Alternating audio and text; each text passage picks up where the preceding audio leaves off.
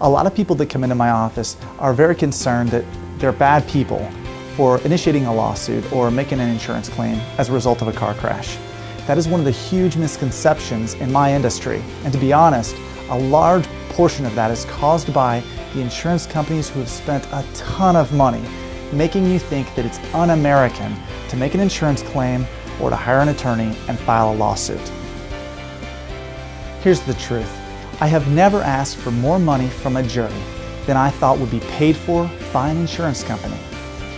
Either the amount I asked for was completely within the defendant's insurance policy coverage, or I knew that the amount that I was going to ask for was going to be covered by the defendant's insurance company anyway. The reason is that brings in another big issue called insurance bad faith. These videos are short and I don't really have time to explain that too much. But the bottom line is, there are a lot of reasons why the insurance company of the person who caused you the crash, caused your pain and suffering and injuries and damages and loss of work, should be responsible. Now, I've seen people whose lives have been turned upside down. I've seen doctors who couldn't practice anymore before they've even got done paying back their student loans. I've seen people in excruciating pain all day long whose careers were cut short. I've seen people who couldn't lift up their children anymore.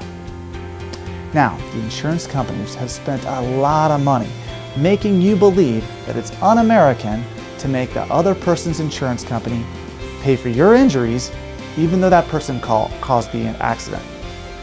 Now, let's think about that for a second. If the other person's insurance company doesn't pay for it, who's going to pick up the tab? Is it going to be the government? That's actually socialistic. Okay, well, now if the person's insurance company who hit you isn't responsible and the government isn't responsible, what are you supposed to pay for your own problems after someone else's negligence or stupidity caused it? Now, the fact is that if you're injured and your life has been turned upside down and it's someone else's fault, the only party that should be responsible is the other person's insurance company. That's why that person paid insurance premiums in the first place, to cover you if they negligently hurt you. I'd be happy to talk to you more about this. Please feel free to call me at the number on your screen or fill out the form on my website and I'll send you more information.